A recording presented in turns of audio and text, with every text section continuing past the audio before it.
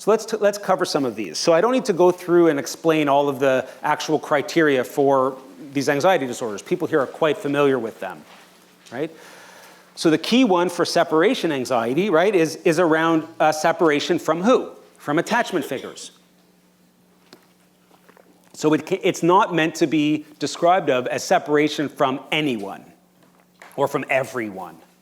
Right? Like difficulties with transitions, anxiety from, if they get comfortable with you and then they leave you, they feel anxiety. Then they get comfortable with the next person and they feel that, then they get anxiety. And then their peer, they feel anxiety. That's not considered separation anxiety disorder. It's really a focus is still, even within the autism realm, focused on separations from their attachment figures. Okay? Why that, the other part is still important. The other stuff is still challenged with transitions, but it's not considered separation anxiety disorder. So these are the classical symptoms, right, of separation anxiety, okay, that you have in your handouts too, so I'll move on from that. So some things to ask yourself. So each one of these, we're going to go, here's the classical symptoms. These are the considerations around autism. How would you suggest we treat? Is that good for the next little while? Okay. So one thing is to ask yourself around, is this anxiety? Or is this a manifestation of threats to rigidity? Because rigidity is something that they value. Okay? So in that case, if it is the rigidity that's being threatened rather than the anxiety per se, then it's really about addressing the ASD. That's an ASD piece here, not an anxiety disorder piece. Okay? Like somebody might refuse to leave home because they have an excessive resistance to change. And they might before have left home. But because they're feeling stressed out and they're more engaged in they're manifesting ASD in a stronger way, they might now resist, even leaving home. That's not necessarily separation anxiety disorder, even though refusing to leave home and go to school, and because the parents are at home, right, is kind of very common in separation anxiety. It's really not about the attachment figure there. It's about change or resistance. Right? Is it really about, forget about a place, it might be a resistance to change in routine, because many kids with autism have this very strong routine, right? And parents, as a mediator of that, might be amazing enablers and facilitators of routines. Routines that might be perfectly fine and not really interruptive, not really an issue at hand. But the child doesn't want to leave the parent because the function of that is because the parent allows me to engage and helps me sometimes to engage. If every time I say white toilet goes and you have to say flush, right? And if you don't, I get super stressed out. And my mom is the only one who does that because at school they say, I'm not going to do that, or they don't know about it, nobody else does, then I'm not going to want to leave my mom. Right? Because it just drives me crazy that nobody else will say flush. That's all I need here. And that's actually a real example, right? So that's really something we have to address. We're not saying we don't have to address it, but that's not separation anxiety from the attachment figure for those concerns of threat to the attachment figure or concerns, worries, anxieties about threats to self. It's truly anxiety about a violation of the routine. So you can ask yourself, can the person be apart from the attachment figure without signs of distress? So if they're in the environment and they're not engaging in that ritual or the routine, okay, do they show anxiety if the figure's not there? If the answer is they don't show the anxiety when that person's not there and there's no routines present, then that tells you something. Okay? So you can ask yourself, or try to get information about these to understand if there's separation anxiety at play. Does the individual frequently ask about their attachment figures? Are they constantly looking for, either verbally or non-verbally, looking for their attachment figures? Right? That should be part of the content of their anxieties or content of their reassurance seeking. Okay? So for example, you might have children, even children who are more severely affected, who are constantly asking, have a routine about asking about their caregivers, right? And as long as you answer them, they're okay, right? I'll see mommy later. Yes, you'll see mommy later. Mommy? Yes, later. Mommy? Yes, later. Mom, right? And then the more stressed out they get, the more they might ask that, and the more you reassure them. So that might be actually their manifestation of a separation anxiety, right? If it doesn't fade over time, if you're not able to kind of extinguish that in natural ways. That might be because they might not have verbal skills to articulate. I'm worried about this, I'm thinking, they might not have that kind of piece, but it still might because the content is focused on their attachment figure, okay?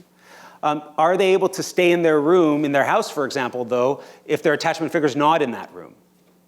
Right?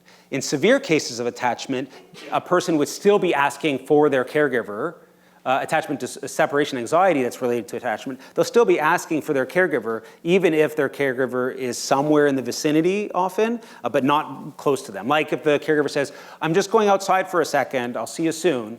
Mommy? Mommy? Mommy? Right? And that's the only thing that triggers it, then it could be an indicator of separation anxiety. If the child says, yeah, that's fine, right? Or there's no kind of insistence of checking for mommy, right? Then it might be related to some of these other issues that we're talking about.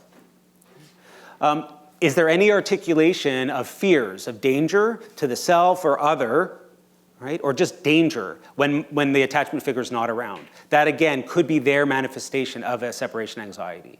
So sometimes I've had a youth who doesn't actually say, and will never say, I'm worried that something bad will happen to my mom.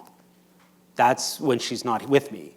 But it's not coincidence that every time that mom's not around, that's the time that danger content comes up, just threats. There's actually like concerns about tornadoes, concerns about aliens, making up. But the pattern was always danger. You see what I mean? Which comes up. That's the content that bubbles up, but it only bubbles up in the absence of the attachment figure. But it's not related to the attachment figure. So you want to look for these more subtle signs of separation anxiety. Sometimes, though, there's a very rational reason why somebody's going to be afraid that their attachment figure is not there. If I don't have a lot of skills and I struggle a lot and the world is a scary place and I don't feel safe, then it makes total sense that if the people that care for me and that make me feel safe are not there, then I'm going to feel anxious. Right? I'm going to feel scared. That's not separation anxiety disorder. That's a natural reaction to my experience right now. We still want to help that person, but we're not going to overly pathologize that. Okay. And lastly, or not lastly, but another one to consider is what kind of precipitating events have occurred. So this is not a rule out, like a differential, but often in terms of understanding the child, this is a case where there can be an acute stressor that's occurred in this child's life, a change of school, a loss of a job in the family, some type of acute stressor, being bullied in a way that really hurt the child, something like that. And then as a result, afterwards, you often see the manifestation of separation anxiety, as I've kind of talked about, even though that stressor is no longer happening even, right? But there's often a precipitating event within the narrative. Okay, so find out, is there one? If there isn't, it doesn't mean that they can't have attachment issues, not at all. It's important to know, okay?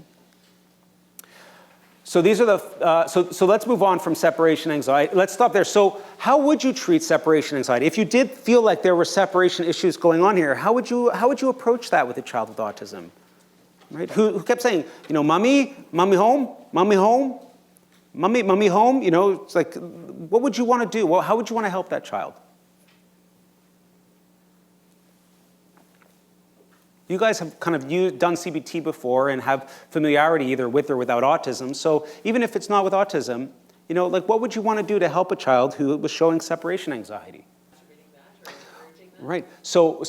Excellent. Thank you. So understanding the maintaining factors, the maintaining behaviors that might be associated with the parent side of the equation, to work with the parents as you mentioned, in a supportive way, so that parents can start to slowly adjust how they react to the child's bids for return for that reassurance, right? So that's excellent.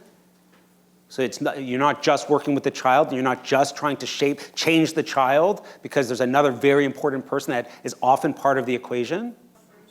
Oh, graded exposure to separation. So excellent. So those are two. So we've given away both. So one is graded exposure to the separation in terms of time or distance, or some derivation of time or distance. Right? Or even anticipation of separation. Sometimes kids will start to exhibit their separation anxiety even before the separation occurs, just purely based on the anticipation for. So you can use that as your beginning point for exposure, for grades, right? For gradients. With lots, talking about it a lot, and then, or starting more sudden and then spacing it back, right? Always with the same kind of reinforcement afterwards, after they demonstrate a period of calm, right? Or you could grade in terms of the amount of time they're away from their parent, or you can grade the distance, the physical distance away. The other thing that I was thinking of when you said gradient was physical space. So you can start, for example, the parent can walk the child to the classroom and sit in the classroom with the child at the beginning, or walk the child to the classroom and sit right outside of the classroom, right? Or the child, or figuring out where they draw, right? And then the child, and then you slowly kind of change, you slowly adjust that gradient over time, right? Those are all things you could try here. There might be adaptations in autism, though. For example, because of an inherent rigidity to change, how quickly you adjust that gradient might take longer. It might be slower. But the same kind of gradient changes might happen. You might also need to plan for plan explicitly for generalization. Don't assume. So you might need to do that thing at school, and then you might also need to plan to do that thing on the playground. You might need to do it at home, and so you have to plan for that same kind of graded exposure across environments, right? But it's the same still process of graded exposure.